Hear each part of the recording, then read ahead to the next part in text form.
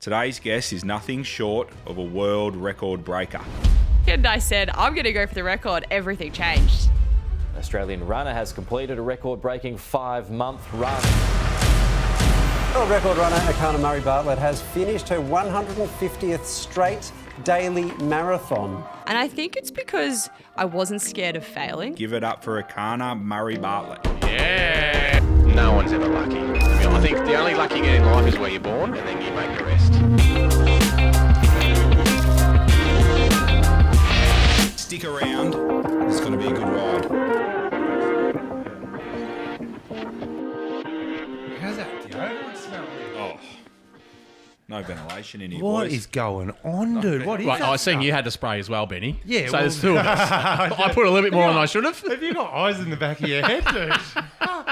No, we had a bit of game of basketball out there. Yeah, you We got put a bit of a sweat on. You did too, and he scored on me a couple of times as well. He goes, let's go. And I thought, oh yeah, Turned into a... careful what you wish for here, Hollywood. Would he get a start at the Valley Wolves? I didn't really try, mate. I was in thongs. Nick's tough, man. Shout out, Nick. Nick's not, yeah. Is Nick the coach? No, he's the coach, the manager, the PA. He's the president, CEO. He's maybe. There's a lot of air balls There was from a me. couple of- But anyhow, I got a bit sweaty, so I thought I'd spray some deodorant. And then I seen aggressive. Benny just sneak behind there without asking. Well, Is that etiquette? yeah, it is. Do you Well, take 'cause another it- 'cause person's I was thinking of the deodorant? guess. I thought Hollywood's. Yeah, I better. No, if it's roll on, you can't. Spray on, you can. Yeah, spray on, you can. Yeah. Okay, that's etiquette. Roll on, yeah. Just wasn't sure. Do you ask? Are you supposed to ask someone? Can No, I? I think asking's always nice. I should have asked. Oh, you were facing the other way. How do you even know? I could hear it. Yeah, smell it. The room's full of it. Yeah. What's going on, PK? Oh, okay. Quick one. Yeah. The team yesterday had a session with a fella called Mr. Meditate. Oh, we did too. Our team. Shout out Thomas from Mr. Meditate. Mr. Meditate. So it's pretty interesting. Not Nice. like it's more your school, Hollywood, than mine. Yeah. Not that I'm not open to things, as you know. And how'd it go? It was interesting. It was pretty good. There was some little life hacks in there and that sort of thing. Some little. What did we learn? We learned some speed thinking first. So we did speed thinking. That was an exercise. interesting concept. Yeah. And then So why would you speed think, Benny?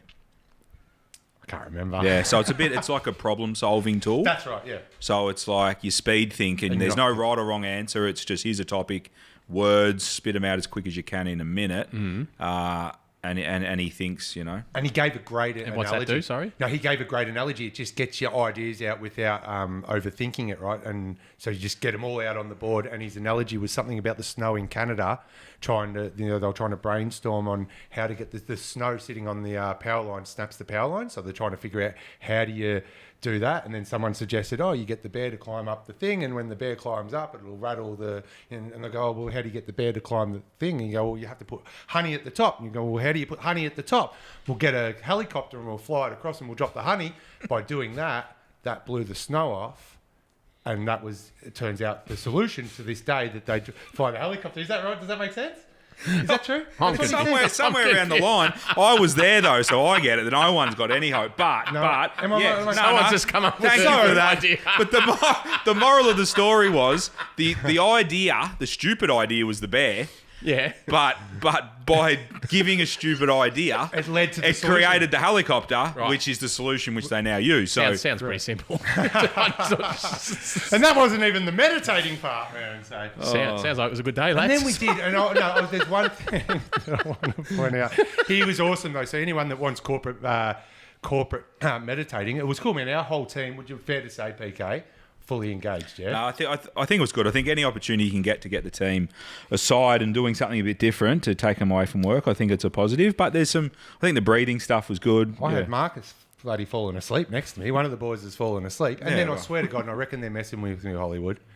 But I was like, "Were you?" Because we did at the end, we did like a 10-minute sort of meditation thing, and at the end, I was like, "Why were you repeating yourself?" Right? Tom, the guy doing it, because he'd say. And then you can feel the wind on your eyelids, right? And I'm going, why is he repeating himself? They all looked at me and said, he wasn't repeating himself. No, so you were playing it in your head? I must have been like meditating. I don't know. Is that what? Must have got in a state. Is that the state, Dan? Would you call that? Not the state I've been in when I meditate, but The confused state. whatever works for you, mate. Anyway. Did you feel better after it? I did. I actually did. As long as it works. I think remember when Chelsea, you guys were talking about it? You know? Yeah. It can mean a lot of things for different people. Exactly. It's more so just getting that break in. It's just stopping, man, I reckon. Calming the mind. So are you, for the record, playing along at home, are you still meditating? I am. Every day? Most days. So he said as a baseline, it's proven as a baseline, at the very least, it's 3 times, 3 10-minute meditations a week. Okay. So I try and do 20 minutes a day. Yep.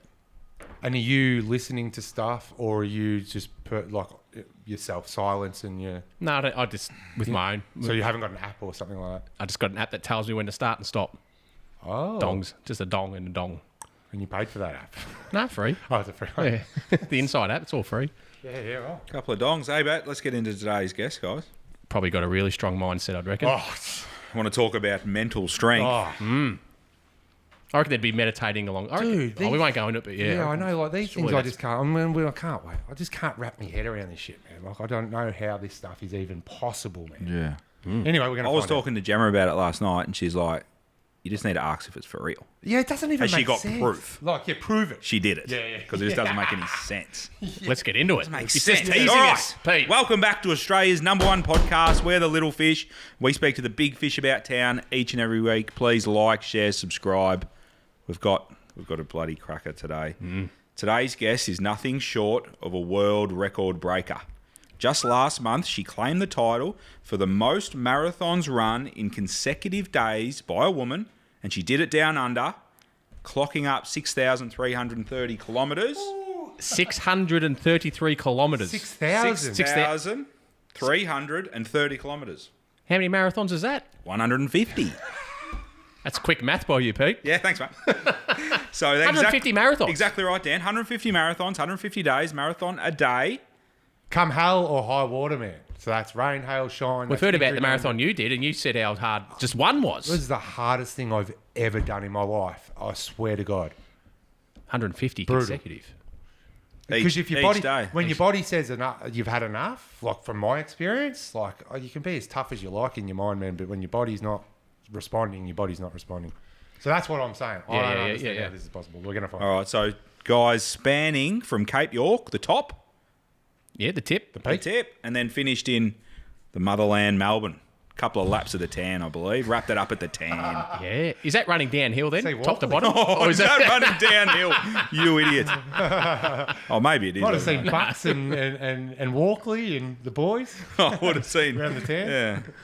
Other than the admiration of an entire nation, our next guest walked away from a 22-week race, raising 131,000 boys Beautiful. for the conservation organisation, the Wilderness Society. So obviously close to our next guest's heart, whose vision is to transform Australia into a society that protects, respects and connects Respects I connect. like that. with the natural world. Natural world. The natural world. So what is it? So it protects, respects, and connects. Yep. Yeah, awesome. With the natural world. She's a wilderness warrior, marathon runner, and global sports sensation. Give it up for Erchana Murray-Bartlett. Yeah. That's incredible. 150 marathons. Boys. 150. Well done. Yeah, you can't. You're gonna have to jog to the chair. She's no done, cheating. she's done enough running. Yeah. Hello. Well, welcome. You're still standing. I am. I'm just standing. I am 3.5 weeks out now, and I'm doing about a 3-hour nap every day. I'm wrecked. Wow. And it's just So the recovery is still happening.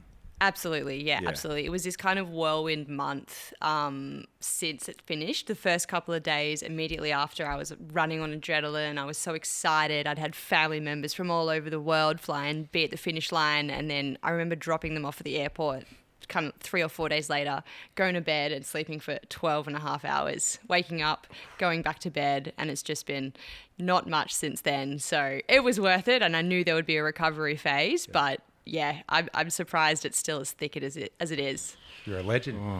Squeezing in Australia's #1 podcast. It's always good to be here. What a studio. Yeah, thank you.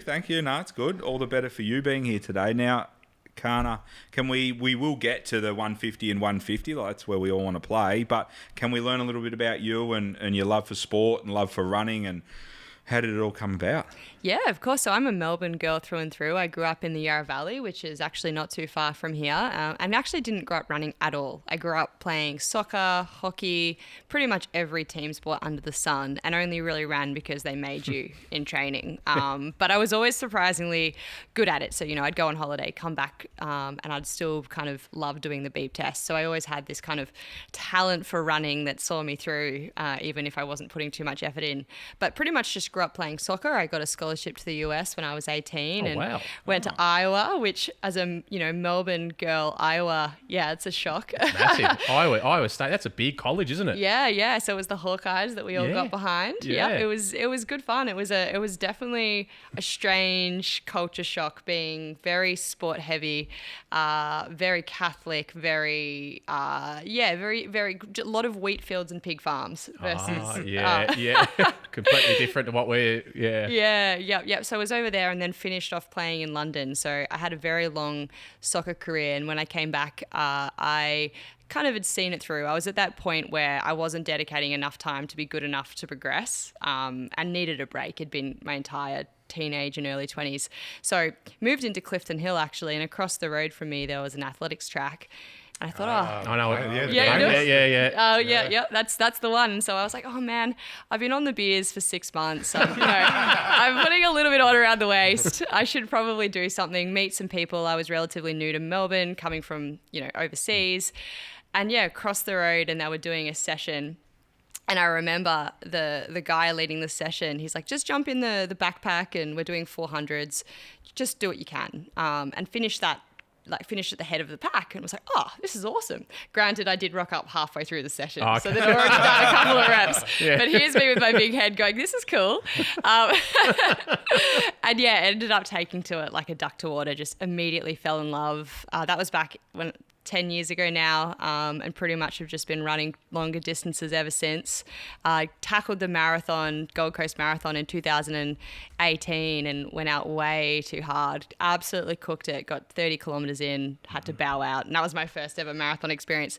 But what I loved about it is that everybody rallied around me. Even though I was done, they were, doing everything they could, giving me their gels, giving me their water to get me to the finish line. And I was like, this is actually a great sport. Here's me coming from a team background going, okay, everyone here, they work together. And then when I finished my first marathon in Sydney, it was such a feeling of success. I was like, man, I put so much effort into this. It's such a good feeling to cross that finish line. Ended up competing overseas in the marathon, did quite well in the Australian domestic scene. And then lockdown hit, and pretty much tip to toe was born from there. I think we all started running in lockdown, didn't we? I have friends who's a physios, and they said that everyone went from 0 Ks to all the Ks, and so their actual client base they all made heaps of money. There's a lot to take in just in all that journey. What made you fall in love with running from the moment you went to that track in Clifton Hill? Because obviously you didn't love it, you said, when you were in team sports. What made you click just on that moment in Clifton Hill?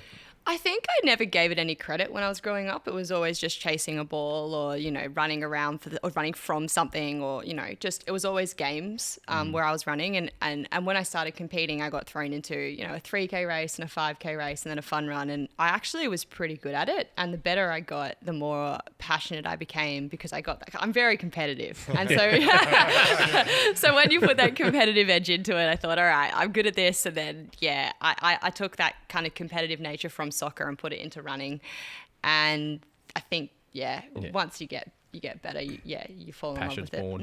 And can you identify, do you think, what it is that you love about it? Like, what is it, being out and just being free? And because for me, I think when I run, I need to listen to music, otherwise I get sort of in my head. Do you listen to music, or do you love being out there and being free in your own mind? I never listened to music until I started running on this big journey, I don't need it. I actually use it almost as meditation. I use it to problem solve. I was at uni, so going through how long my $17 would last, how many meals I could get, finances and just all of that stuff. I love the exploring nature of it when you can run for far enough that you can see an entire city or a national park, or, you can a rail trail. I love the challenge of trying to get to a destination and seeing just how far I get. And also I love the community. It's not that many times you run by yourself, particularly in Melbourne. I mean, there's some incredible run clubs here, and I've always run with people. And I think, that social aspect I love too.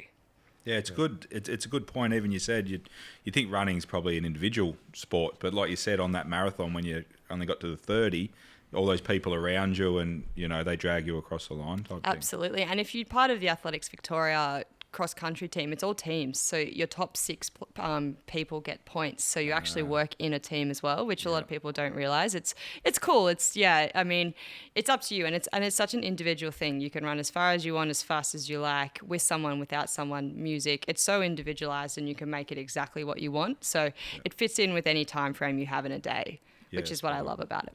I've got a quick question just around the Gold Coast one, where you said you went out too hard too early. I reckon a lot of people would do that in their first marathon. Benny's one of them. Can I ask, what minute Ks were you doing for that? I was trying to do 2 hours and 45 for the marathon. Wow, So that's quick. That's humming. Minutes. Yeah, it was like 3:45 or 3:50. crazy. Yeah, way too fast. So I'll tell you my same thing, but I'm interested, right? Because I went out too hard as well, and I got to about 30, I broke down, I fell over the line and never ran again. That happens. And it ruined me, but I was happy I got there. But why did you run again, right? Because I know how bad that hurts and how deflating it is to put all that work in and get to the 30 and really hit the brick wall. And for the record, I had people surround me as well. Yeah. Which was really, really cool. But yeah, what made you go, you know what? I'm going to go again, and I've got this. I think it's because I'm my own worst enemy. I'm so stubborn. I was like, I'm going to finish this if it kills me. Today's not my day. And I'd absolutely done it to death on that day. Didn't have a step left in me, but I was like, no, you're going to train, you're going to do this properly. And I went out in Sydney, it would have been only 3 months later, September, and slowed right down and ended up running like a 2:52. So slowed down at 2 hours 50. Yeah. But it was good because I actually felt comfortable. I was like, oh, this is what it actually should feel like, not the death march of the first one I attempted. So it's a learning curve. Yeah. So tell us the emotion and the feeling of I've heard Benny when he crossed that line for the first time. What was it like for you? It was awesome. It was such a feeling of elation and success and personal growth. And once you do it, you feel like you've put a brick. Me goosebumps. Yeah. It's like you put a brick on your wall of resilience. Like, oh, I did that and I got through it. And it was so, I guess, captivating. And I just wanted to go again and again. And then I was so exhausted. I remember getting in the shower and everything stung. Did you get chafing 100%. everywhere? Yeah. Oh, when you said, because you're from the Yarra Valley, right? I'll tell you a quick story. So you would know the Yarra Valley Wine Run. Absolutely. That, I reckon, was almost as bad as the bloody marathon that I did, right? I don't know if I've got the picture. We'll see if I can find it. But I chafed on the inside of my leg, and it was literally the size of a basketball, man. It was Wrong shorts. Yeah, I'm not sure what it was, but like a little bit of bike short. That's what. Yeah, when you said Yarra Valley, It is, I get it. Yeah, from a sports bra, you have to just like chafe up, and like I was running in 30-degree heat every day, so I was Vaseline every day, just everything, just derailing. And that's the thing about the elation and putting the brick on the wall. The thing about marathons is you can't get off the couch and go do one, right? You have to put the work in. It's just not physically possible just to get off the couch and go and do it. So it's genuine and an achievement, and not everyone that attempts it gets there. Even you didn't first time. I only just fell over the line. And I was lucky. My mindset was different. I was like, today's the day. I'm never doing this again. There. If I don't get there to the, because my mindset, I'm going to get to the end. Like, I don't care because I am never doing this again. Yeah. So I fell over that day. But you got chills because it was the personal achievement. It was a personal, man. Absolutely. Yeah. It's crazy because I'm turning 40 this year, and that's one of my goals. You've got to turn do it, 40. I've always wanted to run a marathon. I tried to do one many years ago, and I did my hip flexor and haven't tried again. So. Sometimes getting to the start line of a marathon is harder than getting to the finish line. The process you go through to get there, we have a standard 12-week just training to start one. So, absolutely. It's the start line is just as hard. How's the community, right? That was my favourite part because I was getting up when I was training. I was getting up and just doing half marathons and marathons by myself. So I was getting up, driving to all these different events, the run for the kids or whatever they were, you know. But the community, like you go to these places and there's some of the nicest people and it's just a buzz and it's just healthy. It's a good vibe. At that time for me, I was trying to, you know, better myself and better my life and stuff. And I used to just get there, you know, 6 or 7 o'clock in the morning and go, yeah, this is where I'm meant to be. And then you'd run and you'd just be surrounded by like-minded, highly motivated people. It's just a crazy community, isn't it? Oh, absolutely. And that's half the reason I love events, because you don't have to push yourself. Don't have to race every race. Like, fun runs are there to get involved and just be part of the community. And Melbourne has such a vibrant running community. The people here of all types. And that's the thing about running. It brings together, you know, everyone, doctors, PTs, lawyers, everyone is there, you know, influencers, everyone's their own person in running, and it doesn't matter what your background is, where you are, where you live, what you do. It's just, you're just there, you talk about running. Everyone's got this kind of one interest that's healthy, and yeah, you know, it's really great. And yeah, I can't actually wait till my body's better so I can fight, because I've just moved to the Gold Coast and I actually don't have a club there. So my first thing to meet friends is to go and join a club, and yeah. But unfortunately, they all like to start at like 5 a.m. in the Gold Coast. So. It gets too hot, that's why. Yeah, I know. But I'm still asleep then, so I got to work it out. Yeah. Erchana, so you did the Sydney one, successful, well done. And then what was the goal after that? So the goal after that was to get that time that I missed out that I was going for on Gold Coast. Yeah. And yeah, I had a lot of similar times. I went to the UK and ran 250 pretty much flat. I think it was like 250, but we had a headwind for like the last 10K straight. Yeah. And so it was horrible. And I remember that day really clearly because I crossed the line and was so disappointed with the result, even though it was a PB, because I knew for 7 kilometers running into this headwind that I wasn't, like, I'd almost had to fight myself mentally that I wasn't going to get that. And I'd gone through this morning period battling this wind. And then it took me almost that evening to go, oh, you know, you just ran a 2-minute PB. Like, why aren't you giving yourself an ounce of credit here? You know, you've flown here, you've gone through this, it's a huge run, you came 4th. Like, why are you so hard on yourself? And I think that mentality that I have, it's an asset, but a curse. You know, it always drives me forward, but I never give myself any credit. Yeah. And even now, a lot of people ask me what's next, and I'm putting pressure on myself to come up with a next, when the reality is I should just be recovering from what I've got. And then, yeah, so off the back of that one, I went to Berlin, and I was fitter than ever in Berlin, and I was going for an even faster time because I'd ran that previous time in a training run. I thought, okay, this is it. This is my time. And I was hitting every split. I think I was running well under the time that I'd planned. And at 37 Ks in Berlin, I got this excruciating hip injury, and it ended up being my flexor too.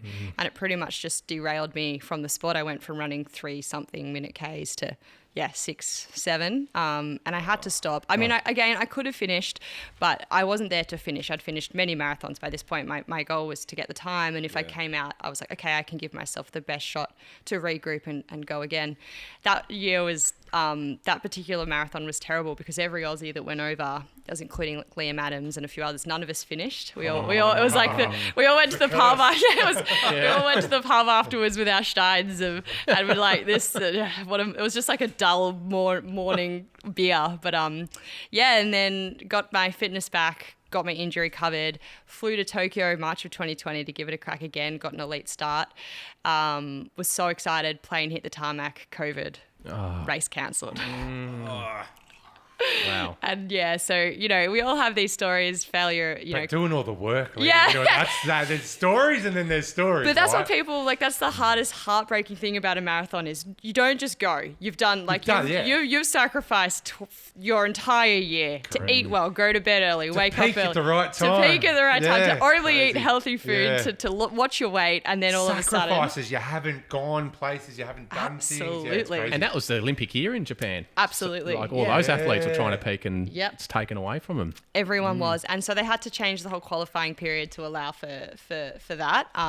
But yeah, some countries had really tight restrictions like Melbourne. So the athletes really struggled. A lot of them went to Queensland to be able to train and some didn't. So they had to keep it fair. But yeah, that was heartbreaking. And then as we all probably know, we were launched into a pretty fun lockdown and it all went out the window.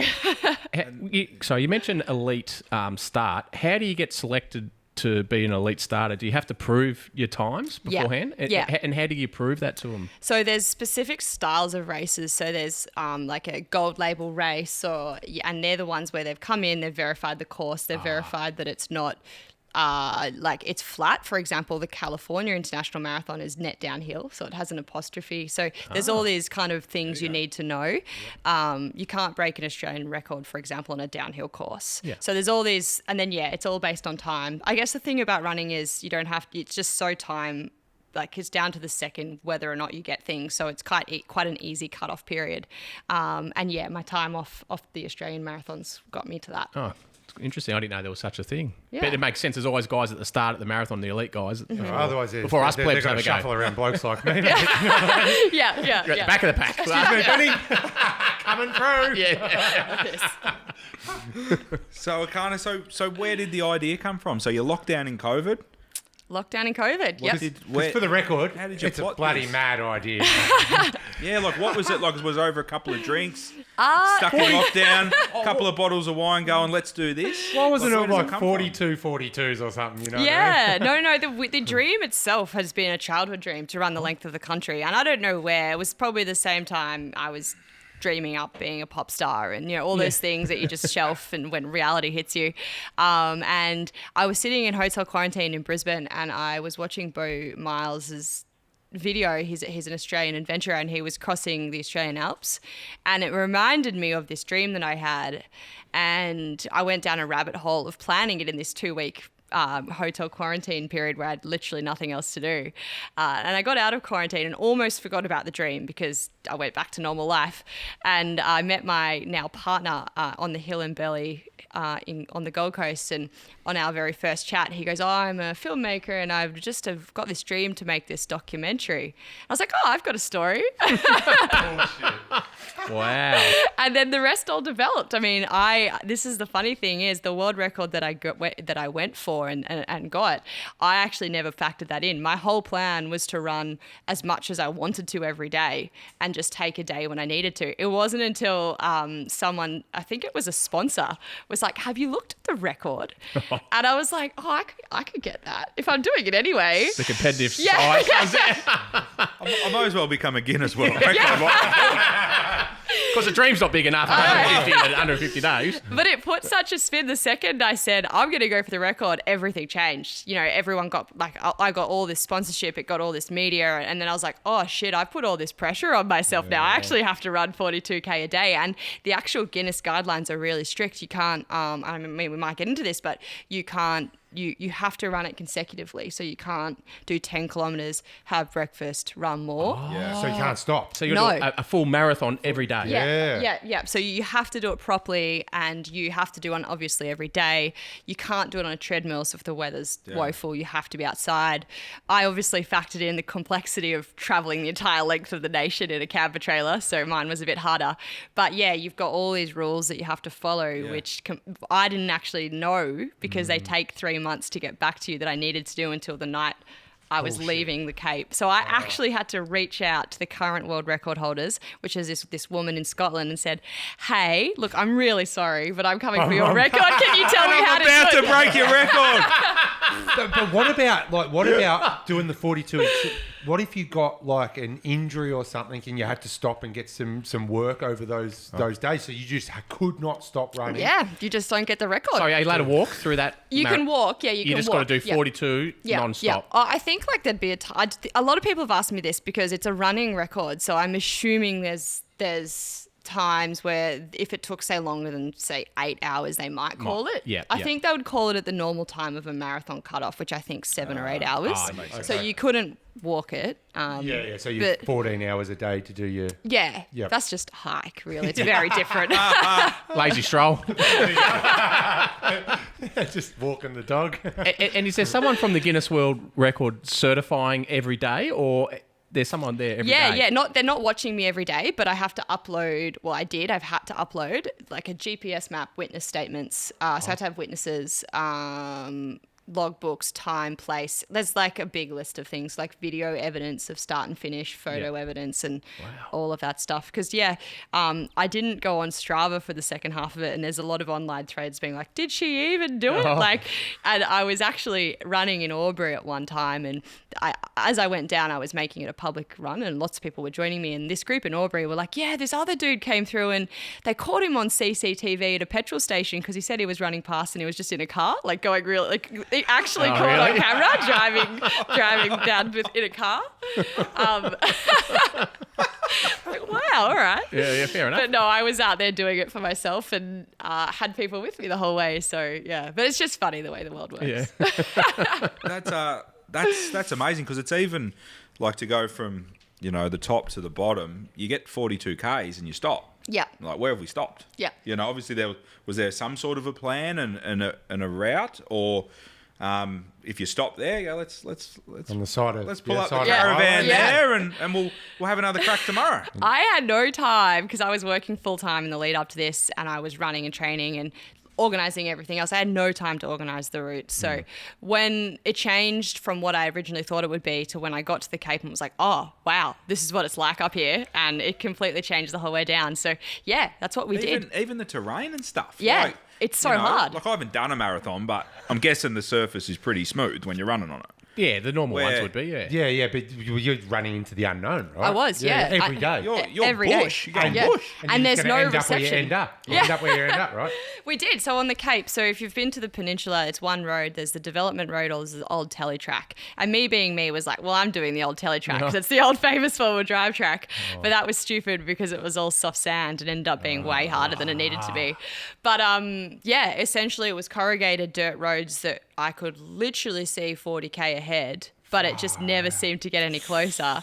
And every time a car would go past, it would whip up all this dust. So I'd finish every day thick with sunscreen, thick with dust, covered in sweat. And yeah, it was very much an experience. And then we just set up camp. We had this off-road trailer that Track About gave us. When you say we, surely you're not driving the pegs in on... What sort of stuff? Yeah. Yeah, I did a little bit, but yeah, I did. So my partner was filming, so he came, and that was his job. So he would set up the camper whilst I was running. He would drive 40 Ks. I expect that. Yeah. He watched me set up the camper. No.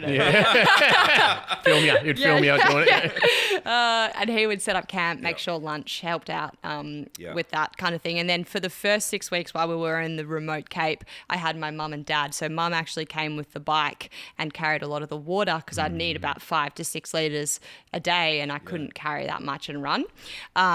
They left in Townsville, and then it was just predominantly my partner and I, and then I would have friends fly in and just kind of take turns at supporting. But to be honest with you, I found that I actually didn't need too much support, because if I'm such a people-pleasing personality that if there were people there to support me, I gave my energy to them, making sure they were having fun, making it worthwhile You for them. having fun, Mum? You Yeah. need anything? You need a drink of water? I'm just doing my marathon. Genuinely, I would be like, they don't look like they're having fun. I need to have a nap. And I would and so I was like, I can't have anyone around me because I'm just like, I just need to sleep. I want to be a slob. I want to eat disgusting levels of food. How did you sleep? So how running the 42? Pretty getting well, I deep would have into thought. it? Yeah, like were you able to sleep? You didn't Absolutely. have issues? I had like the shakes. So sometimes when you're so fatigued, you get like leg twitches and shakes. But no, I crashed out every night. I've got the one burning question. Go. What in God's, what made you think that you could run 150 marathons what made you even think that was possible, right? Well, I didn't. Because remember, you didn't finish the first one you ran, right? I did go a little slower. So what gave you the confidence to put it out into the world, to the sponsors, like you said, you put all this pressure What, the on world yourself. record? You put all this pressure on yourself. Like underlying, was there any were you questioning? I don't even know if I can do this, or did you believe you just had this undying belief that you could do it? Oh, I had so many insecurities that I couldn't do it. And I got injured in the first 3 weeks. I got a calf injury and it almost derailed me. And then, I changed my running technique to get through that, and it caused an overuse injury in my shin. And that was even worse. I don't know is the answer to that. I've been asking myself, and I think it's because I wasn't scared of failing. Like at the end of the day, it was going to be a really fun adventure. I was really curious to see how many in a row I could get. And I just thought, you know what, if I don't get the record, that was never my plan. My plan was to run to Melbourne. And if the record goes down the toilet, I'm still going to have a rad time trying to get to Melbourne, and I'll just change the dynamic of it. And so I always had a backup plan. And every single day I finished a marathon, I was like, oh, all right. And then I'd celebrate and be like, that's another one in the bank. And then, but then as it got closer and closer to 106, I was like, nah, I'm not stopping now. And then my confidence grew in time, which was interesting.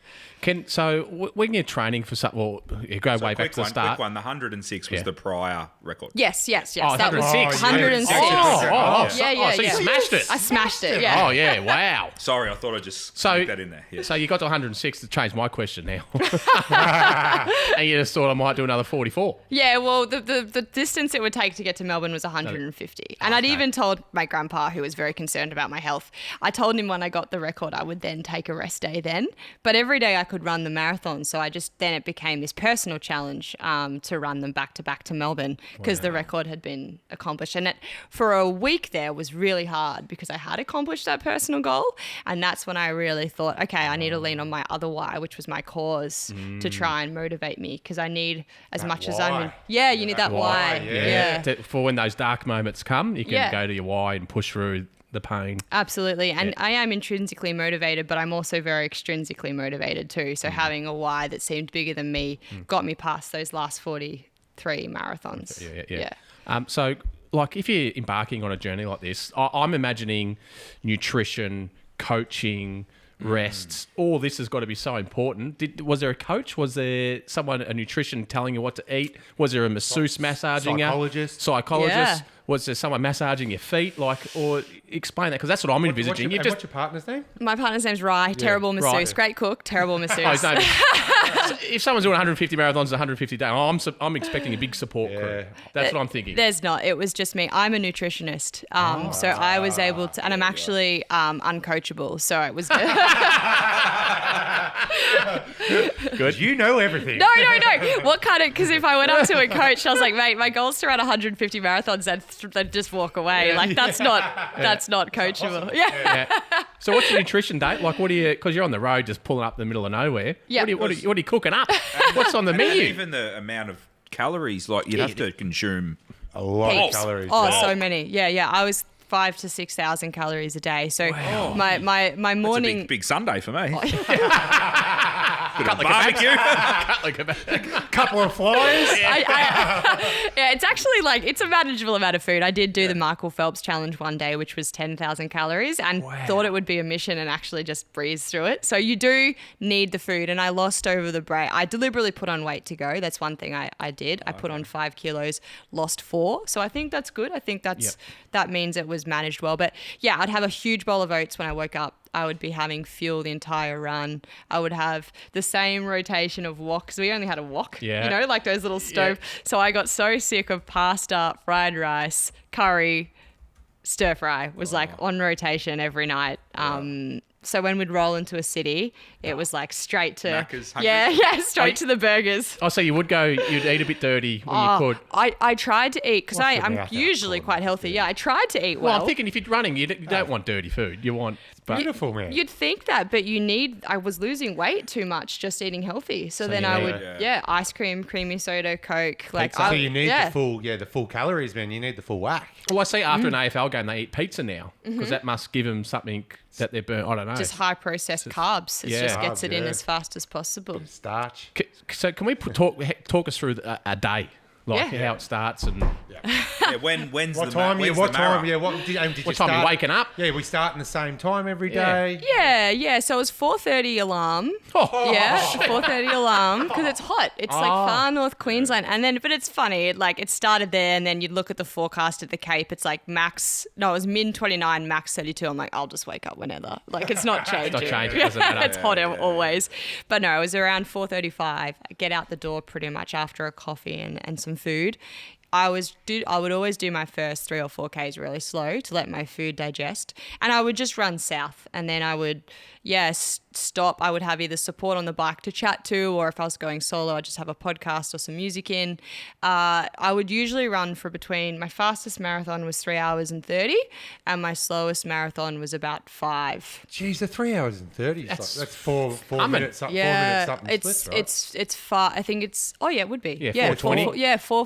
4:40 maybe. Yeah, roughly. I run don't know. 4:45s and I'm trying to beat 4 hours Okay, when I was maybe. training. Yeah, okay. So you All do right. less. Okay, cool. I feel like I was peaking around that level, but anyway. That's quick. Yeah, it is. I know, because I Even- feel like I was peaking there in the half marathons around there. And I reckon that was, that's fast, man. I balanced being out on the road for too long versus going too fast and burning out. So I often found that if I was out there for 6 hours, mentally I really struggled. And the efficiency of my body slowing down, which is actually not used to running, meant I was losing my form and my technique, and I actually felt like I was risking injuries, which, I obviously balanced it well. But, you went through a rotating, like, fast marathon, slower marathon, really slow marathon, fast. Would you know when you woke up, would you go, today I'm on, or would it just pan out the way it would pan out? Yeah, it would. I just know maybe 3 or 4 kilometres in, and it would. Today's going to be one of those. Today, days. I feel good. Oh, this is not happening. So you're finishing up around lunchtime every day?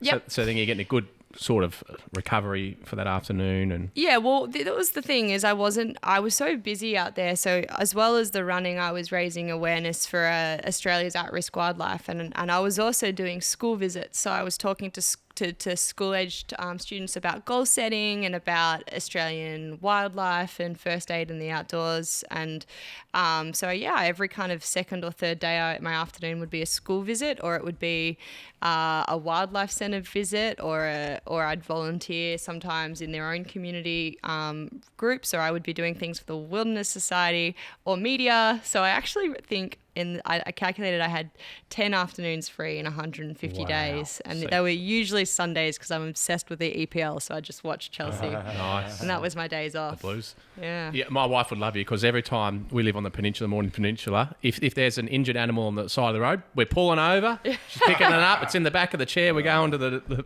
vets. Gemma's like that. Yeah, Danny. Keep driving. I didn't see anything. I didn't see. Yeah, I ran past one day in Port Douglas a roo that had been hit, and and the joey that was trying to get out, and had been there for a few days. So I picked it out, I pulled it out of the roo, but my poor dad then had to drive 300 k's to take it to a wildlife shelter. He was so He would have been wrapped. Yeah. Bloody wildlife. Yeah. Hey, Erchana, you mentioned in that you were talking to the students about goal setting and stuff. Something me, Pete, and Dan have been like debating, I reckon, over the last few weeks is about. We've been talking a lot about manifestation.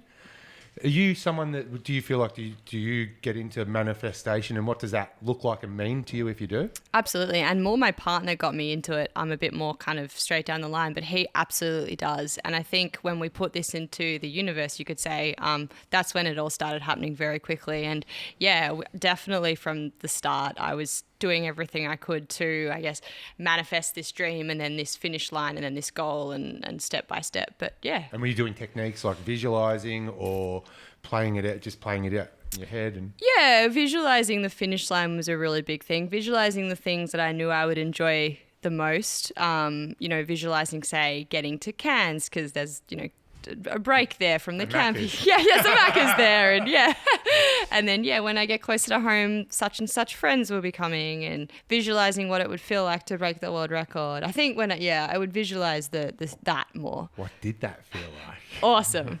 It was so awesome. And that was obviously on a day. So you did the 107. 107. So when you nailed the 107th, that was a big day. It was huge. I was in Newcastle, and I don't know anybody in Newcastle, but the community rallied around, and we all went to the bowls club, and just for like 15 minutes, everyone from Newcastle came in and just gave me this big cheer, and then went about their day. But it was so good. My parents drove down, and I had couple of people fly in, and just finishing it felt so good. I felt like it's all I'd been thinking about for 7 months at that point, is just breaking this. But once I'd locked it in that I could do it, that's the only thing I thought about. It kind of did feel downhill after that, like very exciting. Yeah. Now, I could imagine there'd be some moments along the journey where you're probably doubting it, and like you're pretty positive. Do you find your mind going to a dark place at times, or do you just keep pushing through it? No, it definitely went to a dark place every single time I'd get to a long stretch of flat, hot road with nothing to do and Nothing to see. And the same cows. Or like it definitely, I got to a lot of dark places. When I was injured, I got to a very dark place.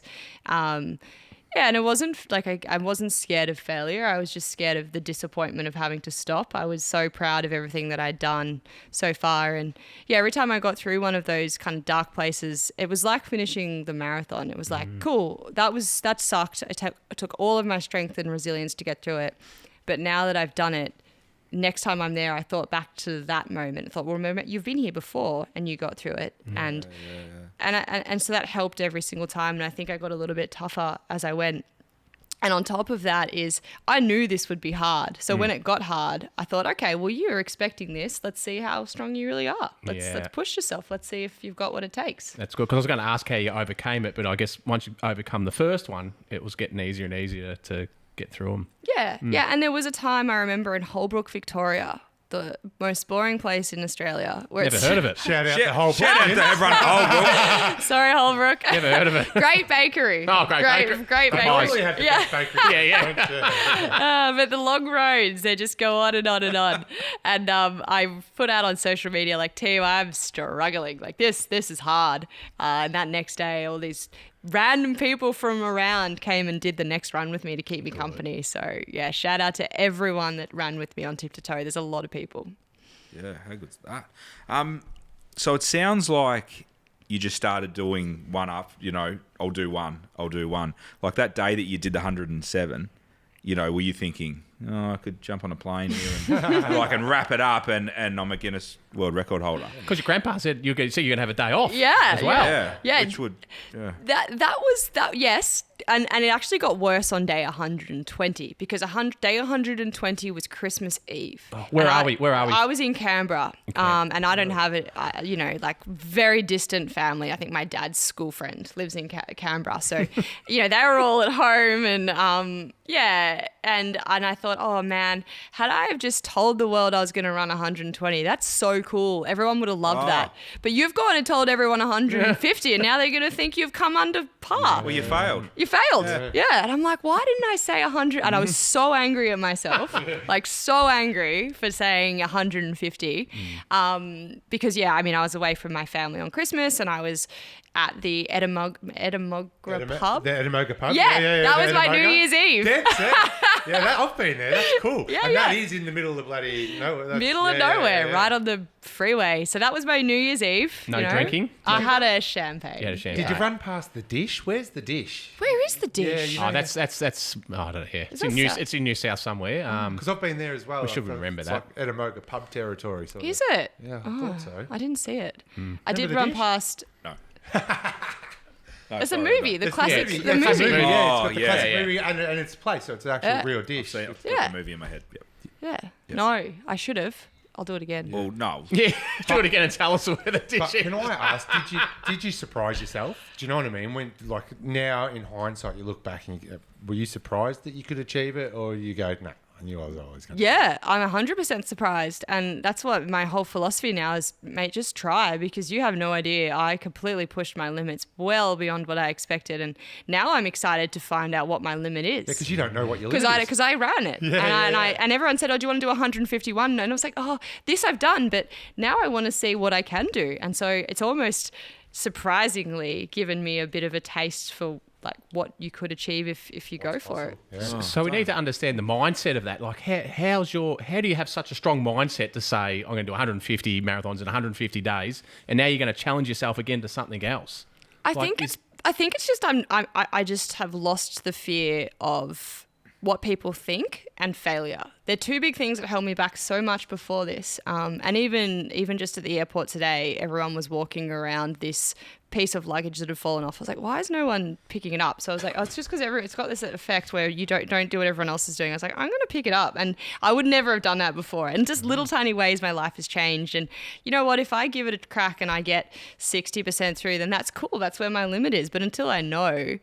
I just think that one of the big things I wanted to do is learn how to let go of that fear of failure. Great. And that's Great it. advice. Yeah. In life, that's great advice. Especially for business, like we always say, don't we? Don't be scared of trying. Just have it a go Well, at that's it. why people don't try. I know that's why I didn't try when I was young. Everyone's scared of failure, scared of what other people might think and whatever. And you'll learn things. It's the best way to learn. And and people will watch and see that you're trying and learning and learn a lesson from you as well. Well, you just learnt that your limit is beyond people's what people perceive is even possible, and your limit is somewhere beyond that, which is wild if you think about it. Absolutely. And I truly believe that records aren't meant to be held onto. They're supposed to be a goalpost for somebody else to try and achieve. But I'm glad I kicked the ball just a little bit. Did you ring her up? I did tag her on Facebook, but got nothing back.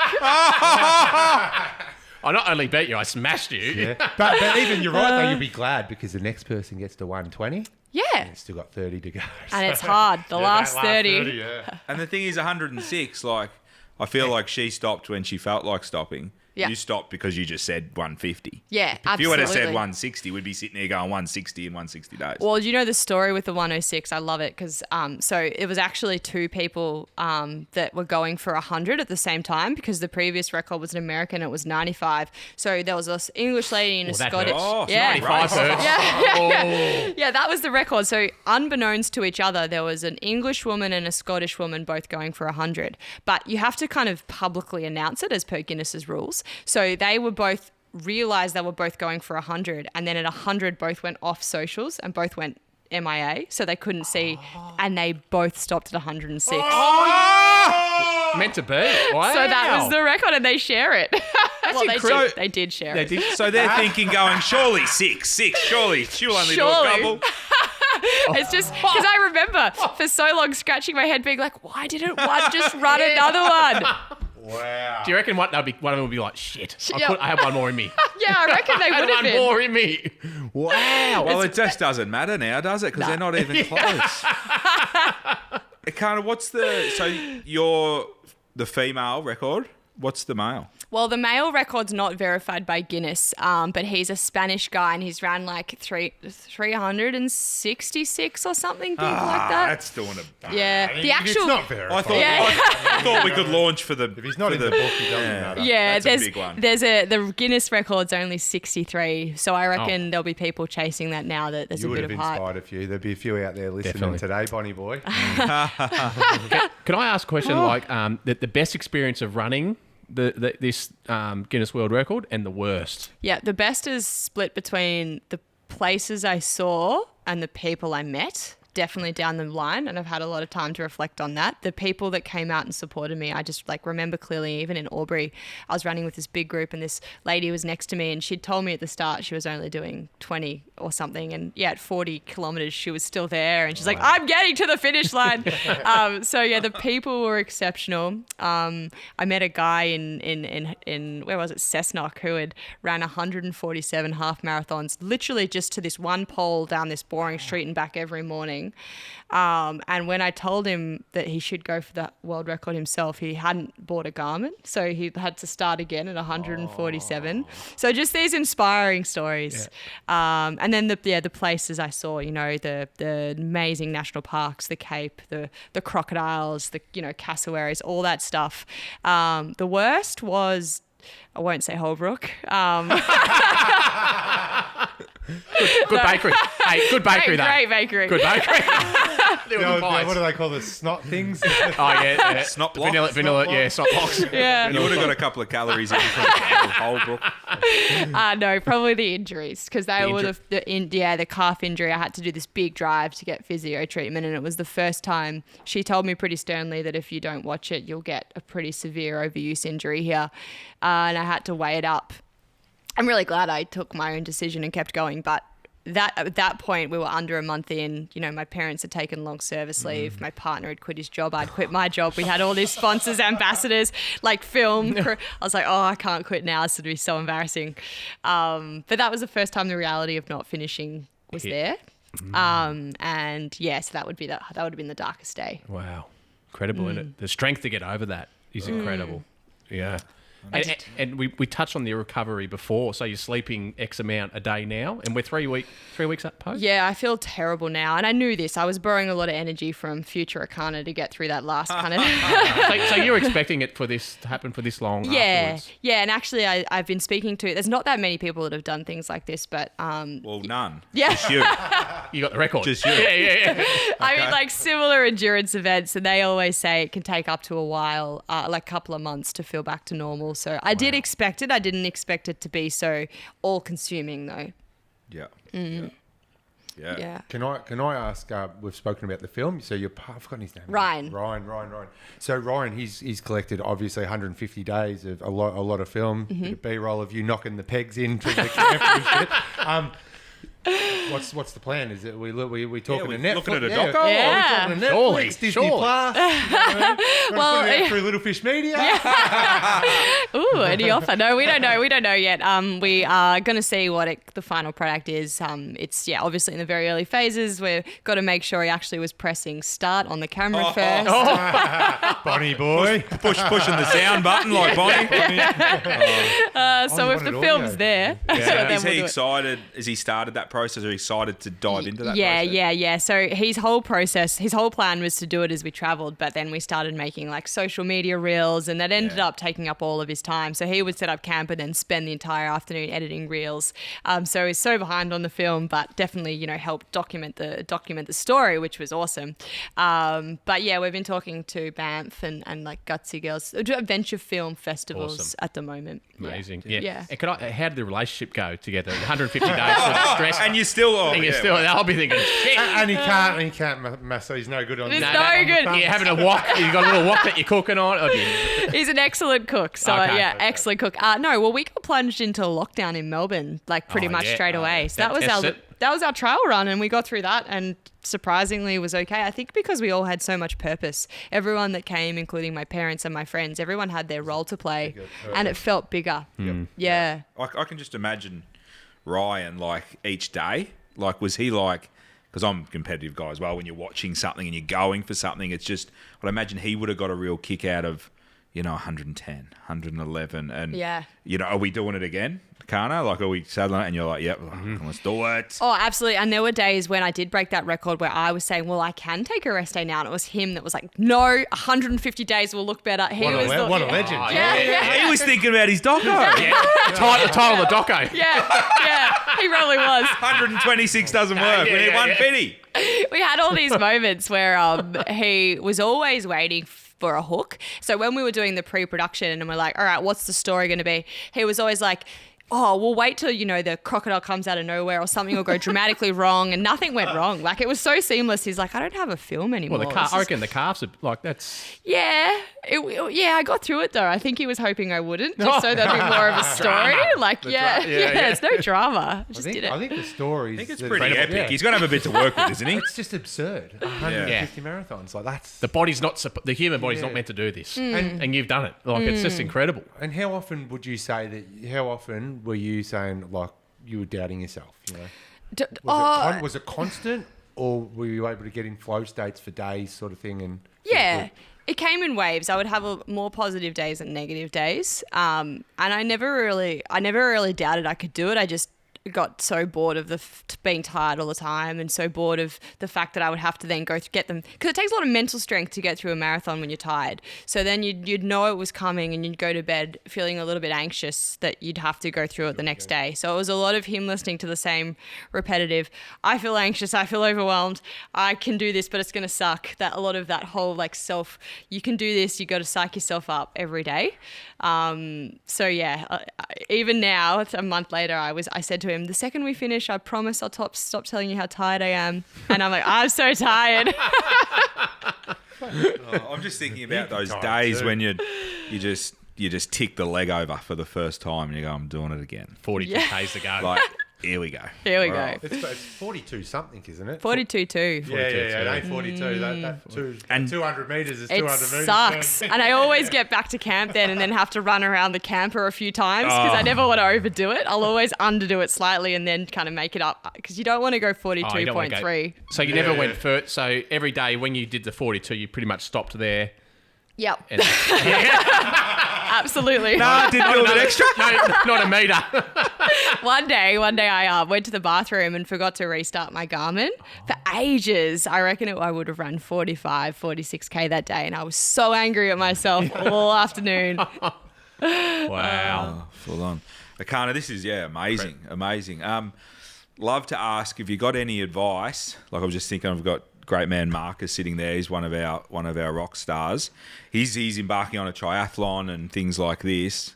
I think the Little Fish team is looking at entering a few of us I'm hearing more and more. It's getting loud. Into the Melbourne Marathon, and there's Lips are moving as well. Things are talking, and I think Marcus is going to take me under his wing, and he's told me to buy a Garmin, all this sort of stuff. But what's the advice? What's the To run a marathon?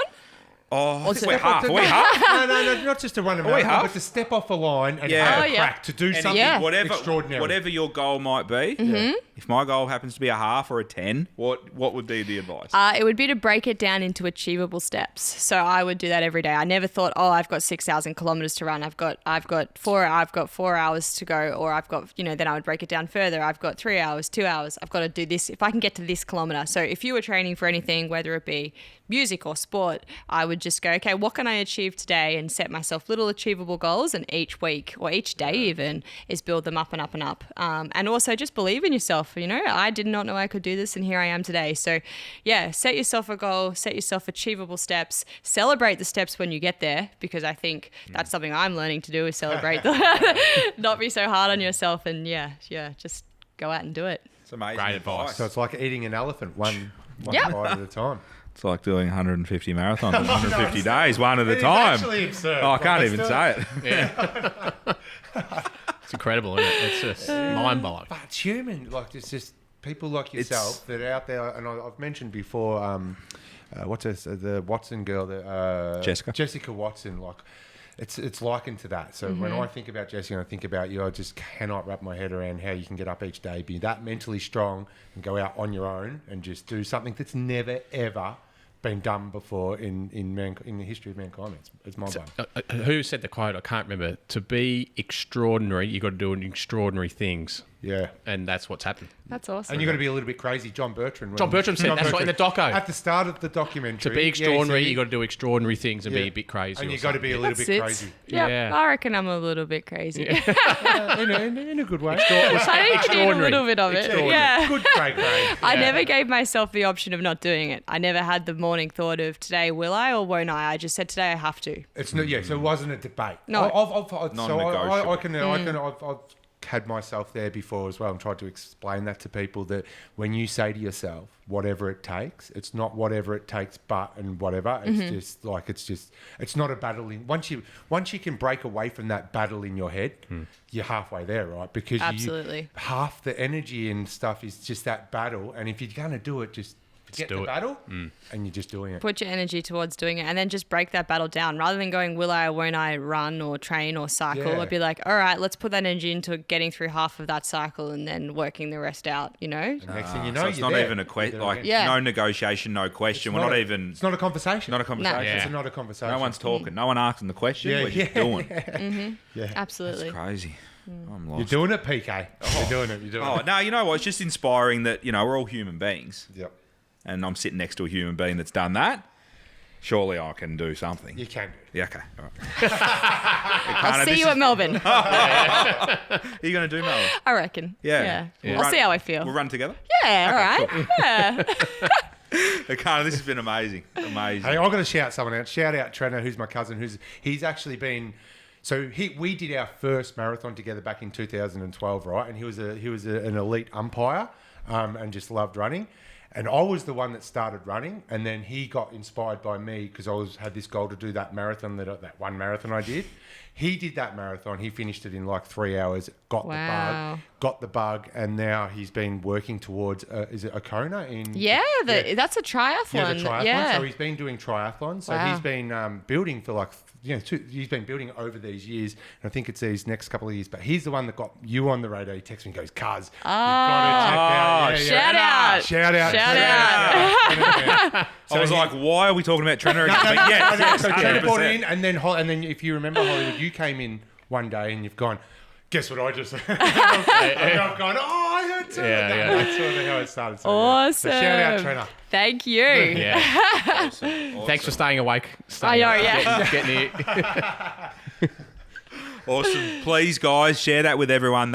Before I we was go, really we've got to wrapped ask. with that. We'd be remiss to ask, because you did mention at the start, everyone's asking what's next. Yes. We would be remiss to not say, do you have an answer to that? I do and I don't. So I'm deliberately trying to give myself a break, but I think I want to do my next thing as a collab. So I've got talking to some slightly crazy, extraordinary people. Nice. And I think I want to do something that incorporates, a couple. I've got some fun ideas, maybe like a men versus woman race or like a battle of the sexes or maybe just, something collaboration that's big.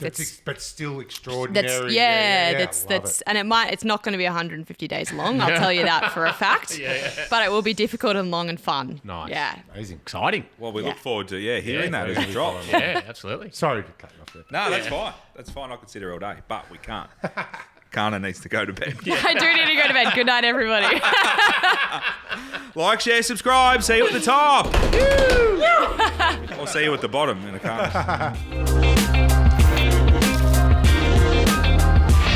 Stick around. It's going to be a good ride.